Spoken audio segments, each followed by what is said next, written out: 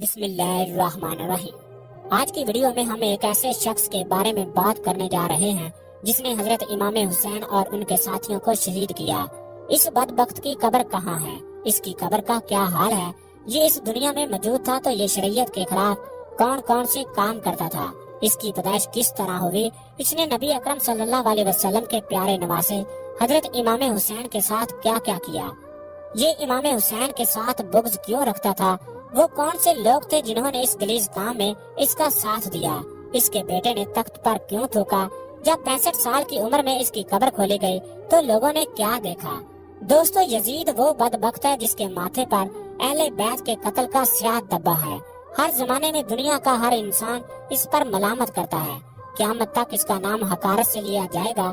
یہ بدبخت سیاہ دل خاندان کی ذلت کا باعث، نہایت ہی موٹا، بدنما، کثرت سے شاعری کرنے والا، بد اخلاق، بری عادتوں والا، فاسق، فاجر، شرابی، بدکار، ظالم، بے ادب، گستاخ اور صحابہ اکرام کا خون بہانے والا تھا۔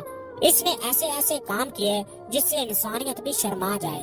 دوستو، آگے بڑھنے سے پہلے اگر آپ ہمارے چینل پر نئے ہیں تو سب سے پہلے ہمارے چینل کو سبسکرائب کریں۔ اگر ویڈیو پسند آئے تو اسے لائک اور شیئر لازمی کیجیے گا۔ شکریہ۔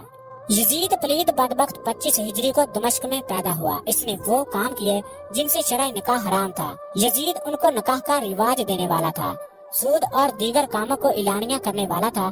نبی اکرم صلی اللہ علیہ وسلم نے فرمایا تھا، حسین اور حسن جنت کے سردار ہیں۔ حسن میرا بیٹا ہے اور حسین علی کا بیٹا ہے۔ مسلمان شروع سے غدار ہیں۔ حسن کو زہر دینے والی ان کی بیوی تھی، جبکہ حسین کو شہید کرنے والے بھی مسلمان تھے، قرآن کے عالم تھے، تابی تھے، روزے رکھنے والے تھے، زکوٰۃ دینے والے تھے، حج کرنے والے تھے اور 5 وقت کی نماز پڑھنے والے تھے۔ ایک صحابی فرماتے ہیں کہ میں نے حضور اکرم صلی اللہ علیہ وسلم سے سنا، میری سنت کو بدلنے والا بنو امیہ کا ایک شخص ہوگا۔ ایک اور روایت ہے کہ میری امت میں عدل و انصاف قائم رہے گا، جو آدمی میری سنت کو بدلنے کی کوشش کرے گا وہ بنو امیہ سے ہوگا۔ ایک صحابی جو کہ حضور اکرم صلی اللہ علیہ وسلم سے انتہا کی محبت کرتے تھے، وہ اپنے وصل سے قبل یہ دعا مانگا کرتے تھے، اے اللہ، میں تجھ سے پناہ مانگتا ہوں 60 ہجری کے آغاز اور لڑکوں کی حکومت سے۔ چنانچہ آپ کی یہ دعا قبول ہوئی۔ 59 ہجری میں بامکہ مدینہ میں ان کا انتقال ہو گیا۔ یزید نے اپنی زندگی میں اپنے بیٹے معاویہ کو جانشین مقرر کر دیا۔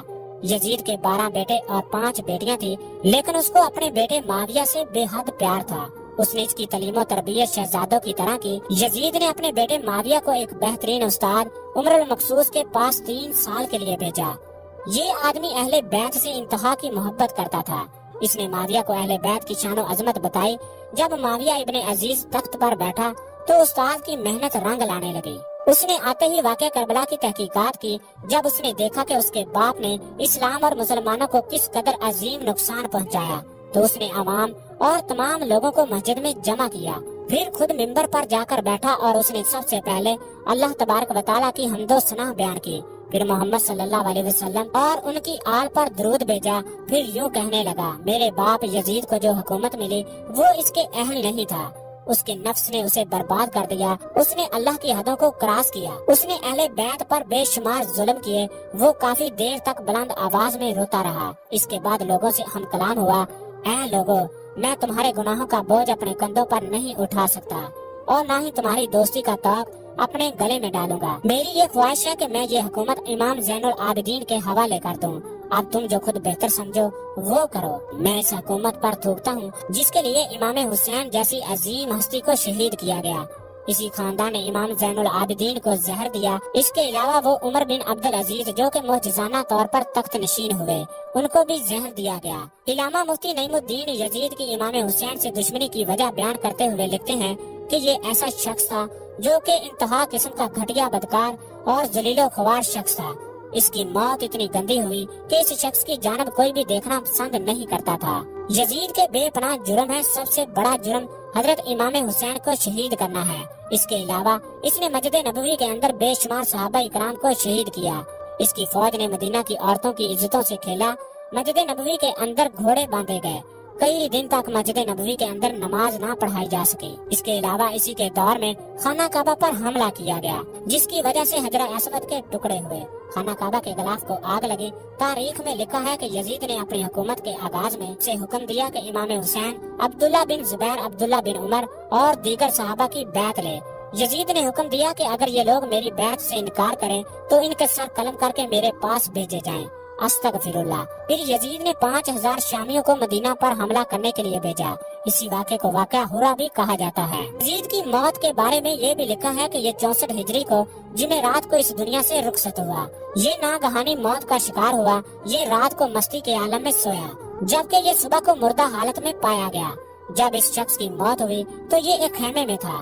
جب اس کے خیمے میں داخل ہوئے اور اس کی لاش کو چیر پھاڑ ڈالا۔ اس کی لاش سے اس قدر بدبو آتی تھی کہ پاس کھڑے ہوئے لوگ بھی بھاگنے پر مجبور ہو جاتے۔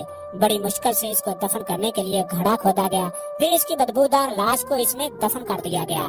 یوں اللہ تعالیٰ نے اس کو نشان عبرت بنا دیا۔